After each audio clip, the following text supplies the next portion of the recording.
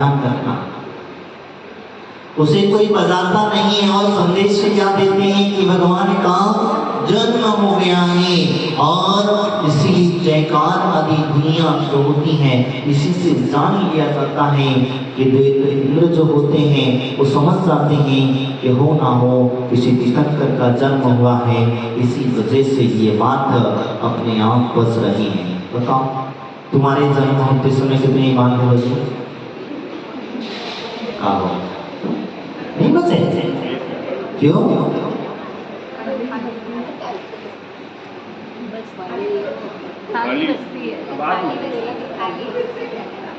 अब आजकल तो मूवी बस बंद हो गई है, क्योंकि हमारा जन्म जो है कहाँ होता है? अस्पताल में होता है। और अस्पताल में अगर तुम कुछ बजाओगे तो फिर वहां सारे मरीजों को डिस्टर्ब हो जाएगा।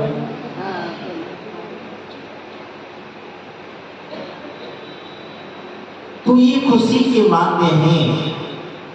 और खुशी के बातें जो होते हैं वो अपने आप बजाना नहीं करते हैं, अपने आप बच जाया करते हैं। पूर्व के काल में हमारा जन्म हमारा घर में हुआ था, हॉस्पिटल में नहीं हुआ था। तो हमारी दादी अम्मा जो होती थी वो दादी अम्मा के हाथ में थाली पड़ गई। हाथ में क्या हुआ? थाली पड़ गई। तो दादी खुशी के मारे इतनी खुशी उसे हुई कि जो हाथ में पड़ा उसे एक ठोकना बजाना चालू हो सकता है। यदि देखो बर्तन फूट जाएंगे तो एक हाँ हुआ करता है। जो दिन आदि होता करते हैं वो भी भगवान को जन्म होता है, भगवान का केवल ज्ञान होता है। तो इसी प्रकार से वह खुशी के मारे इतने झूम नाचते हैं। और उनके वाद्य जो होते हैं वो वाद्य ये संदेश देते हुए बजाते हैं कि जागो, अब तो भगवान को केवल ज्ञान प्राप्त हो गया है, उनकी भक्ति करने के लिए चलो। और इसीलिए देखो इंद्र आदि जब उन्हें पता चल जाता है तो वो जिस समय भगवान को केवल ज्ञान हुआ या जन्म हुआ वो अपने सिंहासन से उतरते हैं। और उतरने के तत्पश्चात वहीं 7 कदम आगे बढ़ते हैं। और आगे बढ़ने के पश्चात वहीं से साष्टांग नमस्कार करते हैं। जो तीर्थंकर होते हैं वो तीर्थंकर का नाम लेकर के वहीं से साष्टांग परोक्ष के रूप में नमस्कार कर लिया करते हैं। यही कारण होता है संदेश देने का, जय घोष करने का। यही आपको संबोध धर्म की प्रभावना का करती है, ये आपको संदेशा पहुंचाया करता है। जो कोई प्रयास आदि का भी आपके घर में जब आहत हो जाता है तो जय जय जय ध्वनि से संबोधा जाता है। तो कौन कर रहा होता? दीप आकर के वह उस दातार के दान की अनुमोदना करते हैं। वो कहते हैं कि धन्य है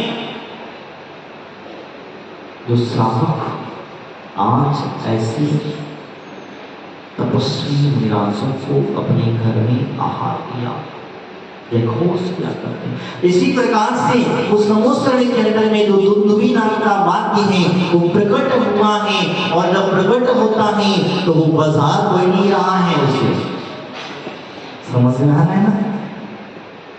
उस वाद्य को बाजार कोई नहीं रहा है, वो अपने आप स्वतः ही बजा करता है। और बजा करने के उद्देश्य यही है, भगवान का जय घोष किया करता है। वह उसका उद्देश्य यही प्रकट होने का, यानी कि यह 3 लोक के नाथ आदि का व्यवस्था यहाँ पर बनती है। यह ध्वनि बड़ी गंभीर और मधुर हुआ करती है। जिन जिन के कानों में उस वाद्य की ध्वनि पड़ती है, वो जो वाद्य बजता है उसकी ध्वनि जब कान के अंदर में पड़ती है तो कान के अंदर में पड़ते ही वो अंदर जाती है। जब हम उस ध्वनि को सुन लेते हैं और सुनने के पश्चात हमारा मन घर में नहीं टिक सकता। ये बात समझ लेना। घर में आप रुक नहीं सकते, आपके पैरों को रोकने की कोशिश करेंगे, मौत थमाने की कोशिश करें। मैं तो कहता हूँ कि वो सम्यक दृष्टि जीव होता है, इंद्र प्रभु का भक्त होता है, देवशास्त्र प्रभु का भक्त होता है, तो उसके पैर तो कैसे भी हालत में रुक नहीं सकती हैं। उसके कान में पड़ते ही उसके अंदर से ही विचार भावनाएं बदल जाती हैं, क्योंकि विशेषता हुआ करती हैं। वो धुन ध्वनि की जो विशेषता है और वो वाद्य जो बजता है, आपने देखा होगा संगीतकार जैसे बजता है तो जो बजता है जो अपनी धुन में बजता है, जब ढोलक बजती है तो आदमी के पैर अपने आप थर थर थर थर क्या होता है, बजने लग जाते हैं, वह उठने लग जाते हैं, नाचने लग जाते हैं। जो नहीं नाचने वाला व्यक्ति भी उसके भाव बन जाते हैं। लेकिन बजना सही है लयबद्ध, अगर लयबद्ध बजी है तो आनंदित होगा, हमारे पैर उठेंगे। और अगर आप तगड़ा बज रही हो तो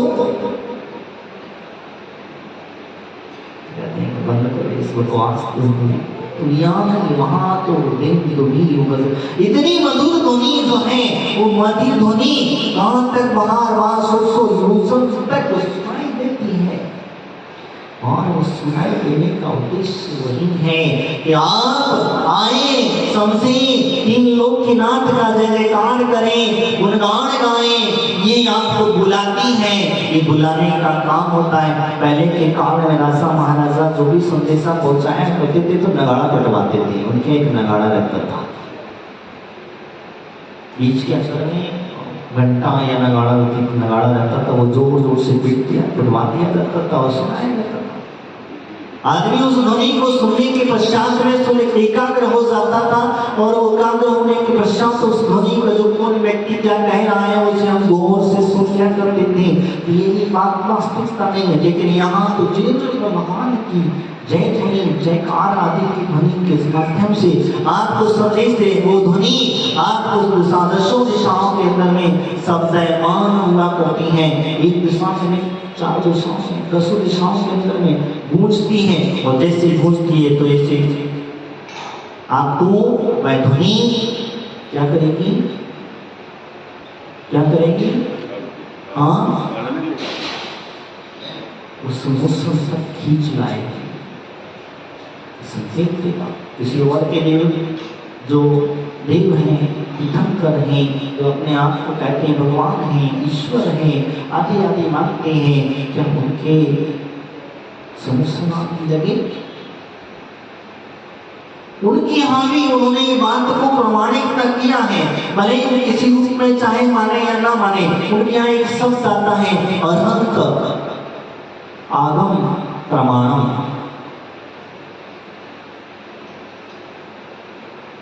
अरहत आगम प्रमाणम, एक शब्द आता है उनके यहाँ। कई ग्रंथों के अंदर जब सोच किया, समझा गया, एक विद्वान हमारे पास आते तो हमने समझ सोचा कि भैया हमारे को एक बात बोला, तो बोले महाराज जी हमारे यहाँ प्रामाणिकता तो गई, लेकिन इसको कोई बताता नहीं है सही इसका अर्थ क्या है। तो विश्लेषण जब करते हैं तो विश्लेषण उसका उल्टा कर देते हैं। कहीं ना कहीं अरहंत की जय घोष, अरहंत के प्रति आस्था श्रद्धा उनके मन में भी है। अरहंत के जो वाक्य हैं वो प्रामाणिक हैं, अन्यथा बाकी के वाक्य जो हैं प्रामाणिकता नहीं माने गए। बताओ, ये लोग उस बात को नहीं मानते, लेकिन बताते नहीं है आपको। उनके ग्रंथों के अंदर में कई कई चैप्टर ऐसे हैं जो भगवान आदिनाथ की स्तुति करने का महत्व सिखाया गया है। भगवान आदिनाथ को कई लोग अपना अवतार भी मानते हैं, लेकिन उस भक्ति करने का महत्व जो है हम लोग ले जाते हैं। और उन्होंने अपने बात को गौर कर दिया, और गौर करने के पश्चात में उन्होंने अपनी धुनी, अपनी भावना के लिए, अपने नाम के लिए उन्होंने सारी बातें किया करती हैं। तो मैं आपसे यहाँ चर्चा कर रहा हूँ भगवान की जय ध्वनि की, शब्दों की दसों दिशाओं में जय घोष की, उस ध्वनि की, वह ध्वनि सभी के लिए सुनाई देती है। समय दृष्टि तो जो होता है उसी समय पर, जिस समय पर जहाँ पर जो कार्य कर रहा होता है वो व्यक्ति उसी समय उस कार्य को छोड़ देता है, और वहीं से इस दिशा से वो ध्वनि सुनाई पड़ती है, उस दिशा की ओर मुख करता है, और वहीं से साष्टांग नमस्कार आदि करके परोक्ष रूप में वह नमस्कार करता है। तत्पश्चात वह वहां जाकर के भगवान की भक्ति आदि को करता है। यश की घोष है, यश की विजय पताका है और भगवान की यश की गाथाएं वो गाता है। वह धुंधुवी बाजा जो है वह यही संदेश लोगों के बीच में देता है, वही सबको संबोधन दिया करता है। तो मैं भी आपसे यह कहता हूँ कि बाध्य आदि जो बस्ती है इससे हमें संदेशा लगा लिया जाता है कि हम लोग कई बार देखा जाता है कई मंदिरों के अंदर में चमत्कार होता है कि बाध्य अपने आप बस कोई बजाने आते तो नहीं, ये बातें क्यों बजाता है, कैसे बजाते, क्यों बजाते हैं? रात्रि के समय में प्राय करके बजते हैं। तो जो भक्त होता है भगवान की भक्ति करता है तो भक्ति करते समय बाध्य आदि जो है ये अपने आप बचाया करती हैं, बजाने की आवश्यकता नहीं होती है। वह इसी प्रकार से होता है तो हम लोग उस ध्वनि को सुनने की कोशिश करते हैं। तो मैं आपसे तो कह रहा हूँ ना, कहीं भी अगर ऐसा चमत्कार कहीं नजर आता हो तो ध्यान रखना, वहां पीछे पीछे मत जाना और उस चमत्कार को जानने की कोशिश मत करना। सिर्फ बाहर से ही बैठ करके उसका आनंद लेना, क्योंकि हम चले जाएंगे तो देवों को भी डिस्टर्ब हो जाएगा, भक्ति करने से वंचित हो जाएंगे और जब भक्ति करने से वंचित हो जाएंगे तो फिर दोबारा वो आएंगे कि नहीं आएंगे इसकी कोई गारंटी। इसलिए रात्रि के समय में आते हैं, दिन के समय में नहीं आते हैं। दिन के समय में तुम लोगों के लिए कह दिया चलो भाई तुम लोगों छोड़ दिया गया है, इसी वजह से हम लोग मंदिर में प्रवेश करते हैं। करते समय ही हम लोगों के लिए कहा गया है निस्सही यानी जो भी देव देवता हो वो देव देवता भगवान की भक्ति कर रहे हो, स्तुति कर रहे हो, तो हम भी इनकी स्तुति भक्ति आराधना करके आएंगे तो हमें भी थोड़ी सी जगह देते। इसके लिए निस्सही पूर्वक कहा जाता है और उससे सारा आप अपनी भक्ति करो, पुनश्ची भक्ति करने के लिए ये सब तो हमारे यहाँ उच्चारण। लेकिन धुंधुवी, अब बताइए हमारा मंदिर जो है समुसरण है, अब हमारे यहाँ से बंदना बंद हो गया। पहले के पूर्व कालों के अंदर में व्यवस्था होती थी, मंदिर के सामने एक चौकी हुआ करती थी, उस चौकी पर बैठ करके धुंधुवी बाजे जो होते थे वो लोग आकर के बजाया करते थे और उनको जो कुछ भी प्रसन्न साथ लोग दक्षिणा देते थे वो लोग चल जाते। गंधर्व जाति के जो श्रावक हुआ करते थे, अभी तो है या नहीं ये पता नहीं है, हाँ कभी कभी आते हैं वो लोग दे देते, लेकिन उनका जीवन यापन जो है आप ही के देने पर ही चलता है, वो किसी से कहीं वो नहीं मांगते हैं। बताओ आप जो देते हैं उसी से उनका जीवन यापन चला। यानी कहने का तात्पर्य यही है कि भगवान की जो स्तुति करता है, भक्ति करता है, आराधना करता है तो हमारा विभाव बन जाया करता है। तो गंधर्व जाति के जो देव देते हैं वो देव जो है बाध्य आदि को बजाते हैं और बजा करके भगवान की स्तुति आदि किया करते हैं और वो स्तुति का महत्व चारों तरफ यशगान गाते जय घोष आदि किया करते हैं। तो यही होता है। आज तो हमारे यहाँ जय घोष की परंपरा बंद हो गई। कभी जुलूस चलता है कोई बाहर निकलते तो कोई बाहर निकल जाता है, जुलूस का डीजे लगा देते हैं, बड़ा बड़ा चिल्लाने वाला होता है, हम तो पीछे अपनी चर्चा में मस्त है। क्या हुआ? इसकी चर्चा उसकी चर्चा, इसकी इधर उधर निंदा उसकी निंदा, बस इसी चर्चा में क्या है? सास ने ऐसा किया, बहू ने ऐसा किया, बेटा ने ऐसा किया, बेटी ने ऐसा किया, ये सब चर्चा है। लेकिन हम वहाँ चर्चा है तो चार आदमी चार महिलाएं मिल जाए और उनका मुंह बंद हो जाए तो फिर तो चमत्कार घटना निकल जाएगा। ये गान गाने की बात करते हैं, हम आपसे कह रहे हैं देखो ध्यान में रखना, जब कभी भी मौका मिले, जब कहीं बाहर जाने का मौका मिले, जब कहीं आपको मिले तो जयकार की ध्वनि हमारी जब तक बंद नहीं होना चाहिए जब तक हमारे जिंद प्रभु की यहाँ से निकले हैं और पुनश्च ला करके हम मंदिर में विराजमान नहीं करते। ये तो ठीक है, इन चुने कुछ याद है नहीं है, बोल जाते हैं क्या करें महाराज। और अगर हमारे लिए डीजे बज जाता है तो बस महाराज की बात काम खत्म हो जाती है, बोलने की जरूरत खत्म हो गई। अभी हमारा संगीत तारा हम बोल रहे हैं तो बोल रहे हैं आप तो सुहा भी पूरा बोलते हो कि नहीं बोलते हमें वो भी नहीं पता है, बस एक थाली से दूसरी थाली पलटी मारते मेरे भगवान ऐसा भगवान की भक्ति स्तुति करते हैं। भगवान ने तो मुख्य इंद्रिय जितना हमारा दिया है इसके लिए स्तुति करने के लिए दिया है, इसमें अच्छा अच्छा खाने के लिए नहीं दिया। भगवान भगवान की भक्ति आराधना आदि करने के लिए दिया है। यही ध्वनि का अर्थ वर्ता करता है। ये गंभीर ध्वनि हमारे जीवन में भी प्राप्त हो, हमें भी सुनाई दे, जिससे कि हम भी वहीं समोस्त से अपने में जाकर के भगवान की भक्ति आराधना स्तुति आदि कर सके।